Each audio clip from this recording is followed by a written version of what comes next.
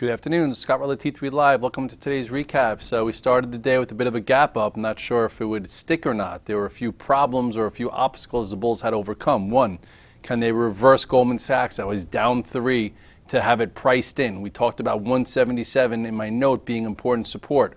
Also mentioned that JP Morgan didn't really sell it off that bad yesterday, so maybe that could help. 2, oil kind of weak. We have an inventory number. What's going to happen there? We had a big down week in oil. Was it going to hold?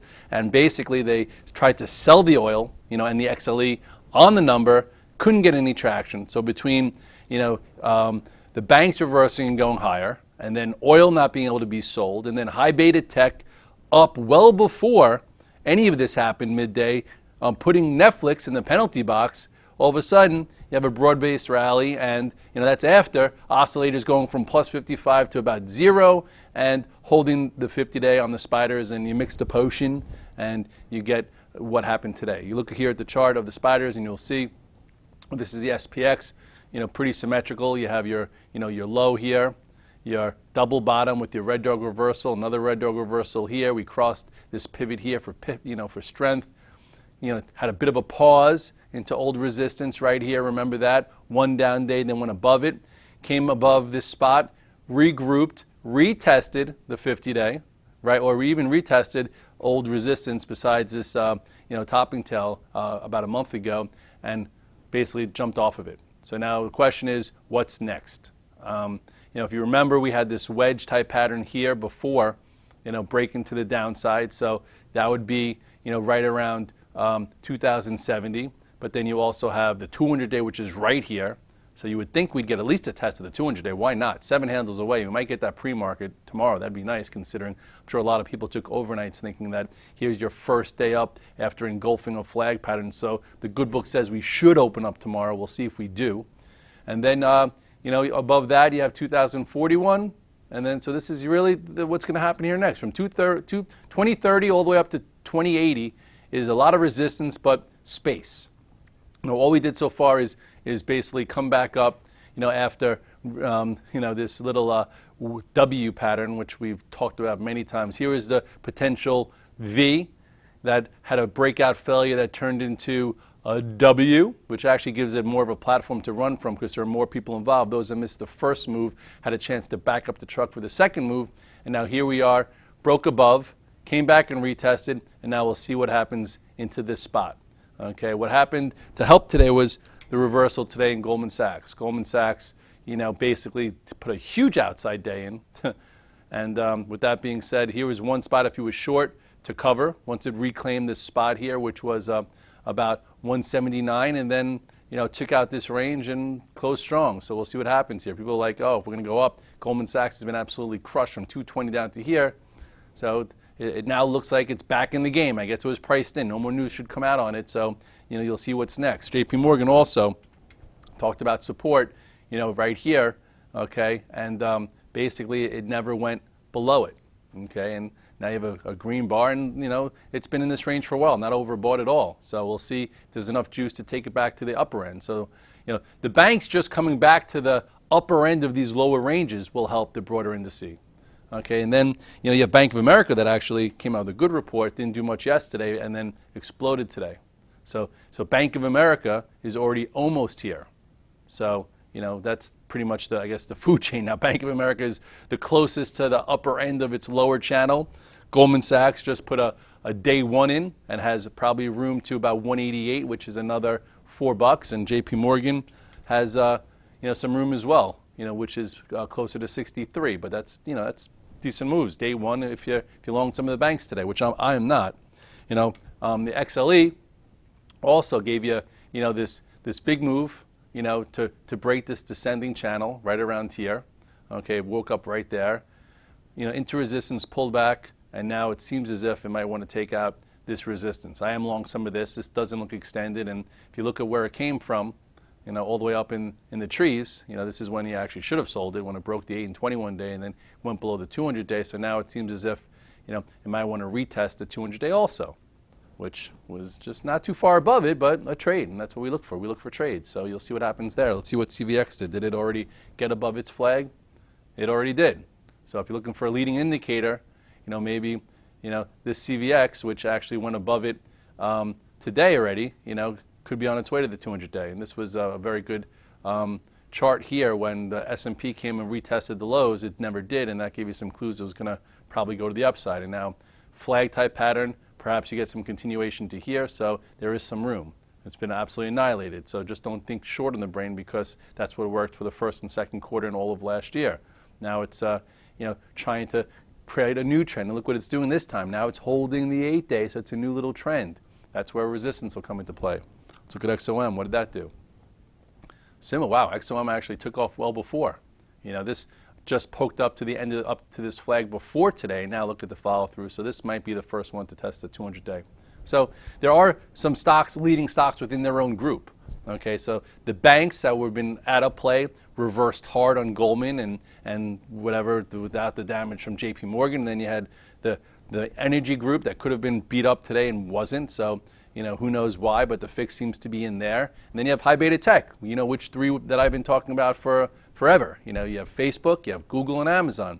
Google and Amazon talked about them being the best charts out there, above all the moving averages, looking to maybe do a pre-earnings run, with Facebook. And, you look at Google, the last buy price we put in here was right around this spot, actually right around here even.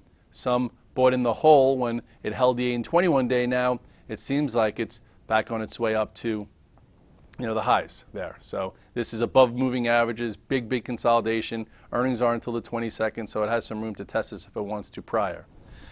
Little cute that it did it when Amazon was actually a sell all day. And if you look at Amazon, not Amazon, Netflix, you look at this, traded above the pivot, okay, gave you a nice little flag pattern right there to break above, held the 8-day, broke through it. It looks a lot more like a long than a short. So if you're fighting this thing short, I have no clue why.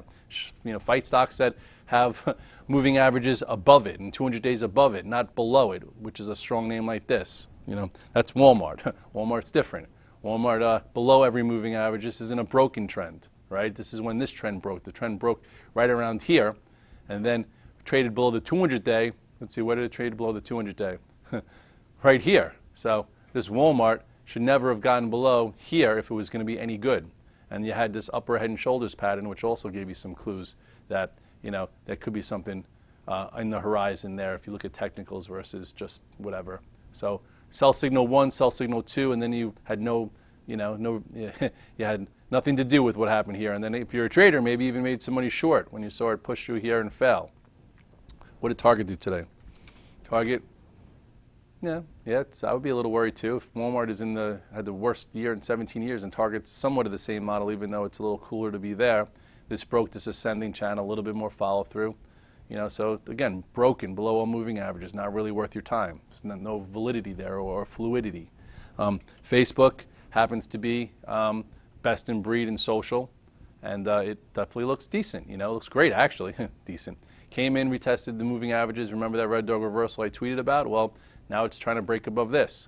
And it seems as if it could get back to here before earnings, which would be great because then you don't have to take it into earnings and have earnings risk. You could just take it before. So we'll see what happens there. But all in all, great stock to be with and not something to be short. Stocks that are above all moving averages are longs, not shorts. Twitter, it's still trying to prove that it's, this is not, a great stock. This is a broken stock. This is a stock trying to reprove itself that it could be worth your time. First spot that it told you it could be was right here on this red dog reversal. Then it held higher here, and then it broke this small channel there, and now it's trying to build a flag, and at some point perhaps, it may break above this and fill this gap. But at this point, still, you have to be smaller here because it has a lot to prove. Maybe it plays some catch up, and you get a treasure for trash type trade, and it's on the radar. So, see if that's the case. What else is going on here? Gold stock, didn't pull in somewhat at all. It's still hanging, doing some work above the 200-day. Went actually green, which is pretty impressive before coming off a little bit. Above all the moving averages now. Let it build here, see if there's more traction, and it could get up to this spot at some particular point. Oil did have a pretty decent reversal, not a blockbuster move, but kind of held in there with a little 80-20 trade back above the prior low here of 1485. So see what's next. Didn't fall apart, still in this channel. So there's that. And what else has been going on, guys? Did find the Trash with Treasures trade in BABA. How did BABA get back on the radar for some guys? When you had your igniting bar right here. This was your igniting bar above a lower lower little channel here. Then you had a flag type pattern with a descending channel right there. So if you missed this first move, here was when you could have got involved. Came back, touched the 8-day, now new highs. I guess this has room up to here if it wants. The Shanghai has had a stealth move. When everyone thought it was going to break 2,800, look what the Shanghai did. Said, he had this lower wedge type pattern, which we go over all the time, and during its golden week, it actually broke above it. And now look where it is, where it seems like it's going to probably hit the 200-day, right around here. So, maybe tomorrow, we'll see if it follows the Wall Street's lead. Then you have Europe. I'm actually, I haven't talked about what I'm in, so you can look at my disclosures. But, I'm in some of this, the HEDJ, thinking that it can get a move up to the 200-day. Nice little horizontal channel here. We talked about the morning call, I think yesterday, about buying the dip. And now look like it can get above this little range here for a trade. And we have option expiration tomorrow. We have Friday. Today definitely wasn't easiest. I actually, had to do a presentation for 10 Chinese CEOs that are coming to New York City next week. So I was doing my presentation while I missed a big part of that move. So had to feel comfortable and participate in a different way, which we'll see how if we get some follow through there. Hopefully you're not just fighting this entire move short, because it's been pretty methodical and very technical. Yes, the news flow hasn't been great and the earnings have not been worth writing home about, but it's how the market reacts to those earnings and reacts to the headlines, not how you think it should. And sometimes it fixes in, sometimes it's not.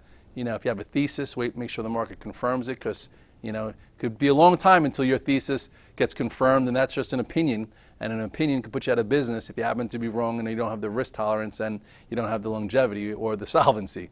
Those who've been beating the pavement that next year is going to be the worst year in the last 6-7 years, just sell the rally, sell the rally, sell the rally.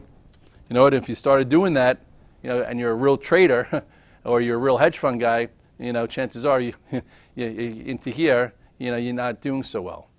Same way as if you tried shorting. I know a lot of guys actually were thinking that this year was going to be horrendous. And they were shorting in here, never covered, and then got squeezed through here, lost a lot of money, before eventually, when the market was ready to confirm a downside thesis right here, they weren't involved anymore.